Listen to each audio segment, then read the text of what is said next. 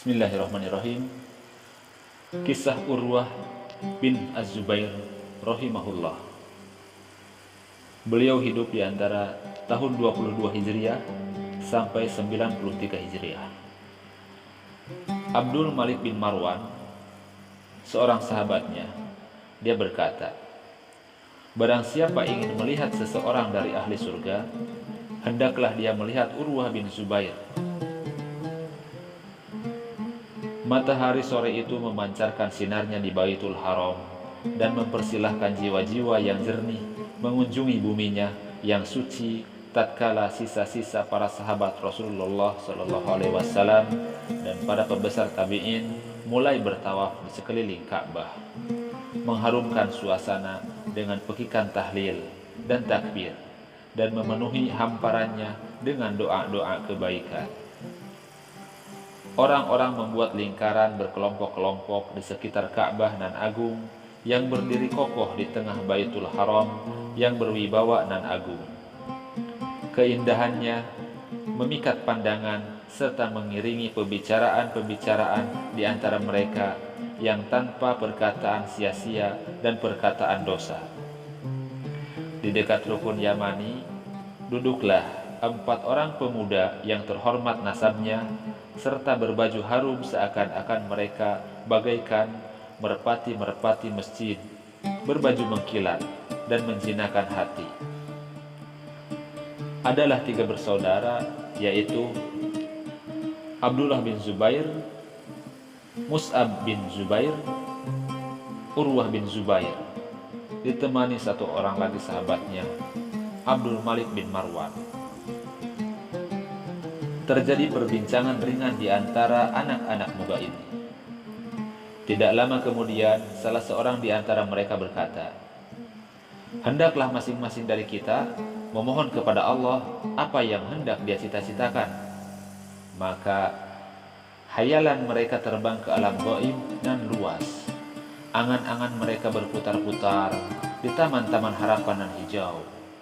Kemudian Abdullah bin Zubair berkata, "Cita-citaku, aku ingin menguasai Hijaz dan memegang khilafah." Saudaranya Mus'ab berkata, "Kalau aku ingin menguasai 2 Irak, Kufah dan Basrah, sehingga tidak ada orang yang menyaingiku." Sedangkan Abdullah atau Abdul Malik bin Marwan berkata, "Jika Anda berdua hanya puas dengan hal itu saja, maka aku tidak akan puas kecuali menguasai dunia semuanya, dan aku ingin memegang kekhilafahan setelah Muawiyah bin Abu Sufyan." Sementara itu Urwah bin Zubair terdiam dan tidak berbicara 1 kalimat pun. Maka saudara-saudaranya tersebut menoleh ke arahnya dan berkata, "Apa yang kamu cita-citakan, wahai Urwah?" Urwah pun menjawab, "Mudah-mudahan Allah memberkahi kalian semua terhadap apa yang kalian cita-citakan dalam urusan dunia kalian. Sedangkan aku hanya bercita-cita ingin menjadi seorang berilmu yang mengamalkan ilmunya." Lalu orang-orang datang belajar kitab Allah, sunnah Nabi SAW, dan hukum-hukum agama mereka kepadaku. Dan aku mendapatkan keberuntungan di akhirat dengan ridho Allah dan mendapatkan surga. Begitulah tutur dari Urwah bin Zubair. Kemudian waktu pun berjalan begitu cepat, sehingga memang kemudian Abdullah bin Zubair dibaiat menjadi khalifah setelah kematian Yazid bin Muawiyah, khalifah kedua dari khilafah Bani Umayyah. Dan dia pun menguasai kawasan Hijaz, Mesir, Yaman, Khurasan, dan Irak. Kemudian dia dibunuh di sisi Ka'bah tidak jauh dari tempat di mana dia pernah bercita-cita tentang hal itu. Dan ternyata Mus'ab bin Zubair pun menguasai pemerintahan Irak sepeninggal saudaranya tadi. Namun dia juga dibunuh di dalam mempertahankan kekuasaannya tersebut. Dan ternyata Abdul Malik bin Marwan memangku jabatan khalifah setelah ayahnya wafat, dan di tangannya kaum muslimin bersatu setelah pembunuhan terhadap Abdullah bin Zubair dan Mus'ab di tangan bala tentaranya. Kemudian dia pergi menjadi penguasa terbesar di dunia pada zamannya. Lalu bagaimana dengan Urwah bin Zubair? Mari kita mulai kisahnya dari pertama. Urwah bin Zubair dilahirkan setahun sebelum berakhirnya kekhilafahan Umar Al-Faruq radhiyallahu anhu. Dia dalam keluarga paling terpandang dan terhormat kedudukannya dari sekian banyak keluarga-keluarga kaum muslimin. Ayahnya adalah Az-Zubair bin Awwam radhiyallahu anhu, sahabat dekat dan pendukung Rasulullah sallallahu alaihi wasallam. Orang pertama yang menghunus pedang di dalam Islam dan salah satu dari 10 orang yang dijanjikan masuk surga oleh Allah Subhanahu wa taala. Ibunya bernama Asma binti Abu Bakar radhiyallahu anha yang berjuluk Zatun Iqtaqain, pemilik 2 ikat pinggang. Hal ini karena dia merobek ikat pinggangnya menjadi 2 pada saat hijrah. Salah satunya dia gunakan untuk mengikat bekal Rasulullah Shallallahu Alaihi Wasallam, dan yang satunya lagi dia gunakan untuk mengikat bekal makanannya sendiri. Lalu nasab kakeknya, kakek dari pihak ibunya tidak lain adalah Abu Bakar As-Siddiq radhiyallahu anhu, Khalifah Rasulullah Shallallahu Alaihi Wasallam dan sahabatnya ketika berada di dalam Gua Sur. Nenek dari pihak ayahnya bernama Sofiyah binti Abdul Muttalib, yang tidak lain adalah bibinya Rasulullah SAW. Sedangkan bibinya adalah Ummul Mukminin Aisyah radhiyallahu anha.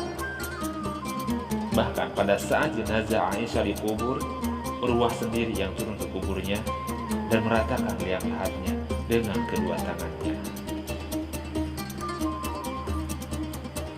Lalu Urwah untuk merealisasikan cita-cita yang telah diharapkannya kepada Allah saat di sisi Ka'bah itu, dia tekun di dalam mencari ilmu dan memfokuskan diri untuknya, serta menggunakan kesempatan untuk menimba ilmu dari sisa-sisa para sahabat Rasulullah Shallallahu Alaihi Wasallam yang masih hidup.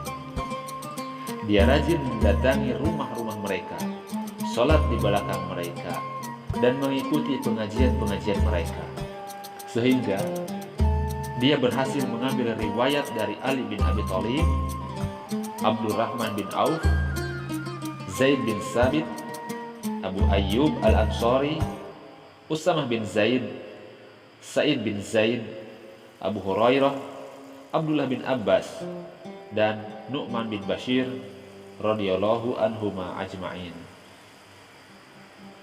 Urwah bin Zubair banyak sekali mengambil riwayat dari bibinya, Aisyah Ummul Mukminin, sehingga dia menjadi salah satu dari 7 ahli fikih Madinah yang menjadi rujukan kaum muslimin di dalam mempelajari agama mereka.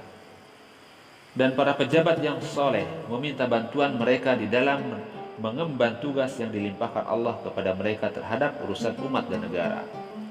Di antara contohnya adalah tindakan Umar bin Abdul Aziz ketika datang ke Madinah sebagai gubernurnya atas mandat dari Al-Walid bin Abdul Malik. Orang-orang datang kepadanya untuk menyampaikan salam, dan ketika selesai melaksanakan sholat zuhur, dia memanggil 10 ahli fikih Madinah yang diketuai oleh Urwah bin Zubair. Ketika mereka sudah berada di sisinya, dia menyambut mereka dengan sambutan hangat dan memuliakan tempat duduk mereka. Kemudian dia memuji Allah Subhanahu wa taala, lalu berkata, "Sesungguhnya aku memanggil kalian semua untuk sesuatu yang kiranya kalian semua diberi pahala karenanya dan menjadi pendukung-pendukungku dalam berjalan di atas kebenaran. Aku tidak ingin memutuskan sesuatu tanpa pendapat kalian semua atau pendapat orang yang hadir dari kalian semua. Jika kalian semua melihat seseorang menyakiti orang lain, apalagi itu orang-orang dariku, atau mendengar suatu kezaliman dilakukan oleh pegawaiku, maka demi Allah aku meminta agar kalian melaporkannya kepadaku. Tutur dari Umar bin Abdul Aziz, sang khalifah. Maka Urwah bin Az-Zubair mendoakan kebaikan baginya dan memohon kepada Allah agar menganugerahinya ketepatan dalam bertindak dan berbicara, serta mendapatkan petunjuk. Urwah bin Zubair benar-benar menyatukan ilmu dan amal. Dia banyak berpuasa di kala hari demikian teriknya, dan banyak sholat malam di kala malam gelap gulita. Selalu membasahi lisannya dengan zikir kepada Allah Subhanahu wa Ta'ala. Selain itu, dia selalu menyertai kitab Allah Subhanahu wa Ta'ala dan tekun membacanya. Setiap hari, dia membaca seperempat Al-Quran dengan melihat ke mushafnya. Kemudian, dia membacanya di dalam sholat malam hari dengan hafalannya. Dia tidak pernah meninggalkan kebiasaannya itu semenjak memasuki usia remaja hingga wafatnya, kecuali satu kali disebabkan adanya musibah yang menimpanya. Dan mengenai apa musibah itu akan dijelaskan kepada pendengar insyaallah. Sungguh Urwah bin Az-Zubair mendapatkan kedamaian hati, kesejukan mata, dan surga dunia di dalam sholatnya. Karenanya, dia melakukannya dengan sebaik-baiknya, melengkapi syarat dan rukunnya dengan sempurna, dan berlama-lama di dalamnya. Diriwayatkan tentangnya bahwa dia pernah melihat seorang yang sedang melakukan sholat dengan cepat. Maka ketika orang itu telah selesai sholat, dia memanggilnya dan berkata kepadanya, "Wahai anak saudaraku, apakah engkau tidak mempunyai keperluan kepada Tuhanmu? Demi Allah, sesungguhnya aku memohon segala sesuatu kepada Allah di dalam sholatku, bahkan garam sekalipun." Urwah bin Zubair adalah seorang dermawan, pemaaf, dan pemurah. Di antara contoh kedermawanannya adalah bahwa dia mempunyai sebuah kebun yang paling luas di seantero Madinah. Airnya nikmat, pohon-pohonnya rindang, dan kurma-kurmanya tinggi. Dia memagari kebunnya selama setahun penuh untuk menjaga agar pohon-pohonnya terhindar dari gangguan binatang dan dari keuslilan anak-anak. Dan jika sudah datang waktu panen, buah-buahannya siap dipetik dan siap dimakan. Lalu dia menghancurkan kembali pagar-pagar kebunnya tersebut di banyak arah, supaya orang-orang mudah untuk memasukinya.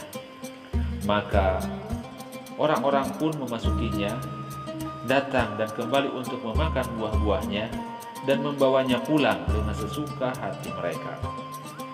Dan setiap kali dia memasuki kebunnya ini, dia mengulang-ulang firman Allah Ta'ala,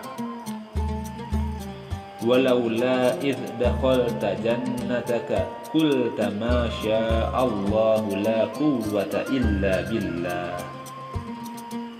Dan mengapa kamu tidak mengucapkan tatkala kamu memasuki kebunmu, Masya Allah la quwwata illa billah, sungguh atas kehendak Allah semua ini terwujud, tiada kekuatan kecuali dengan pertolongan Allah. Surah Al-Kahfi ayat 39.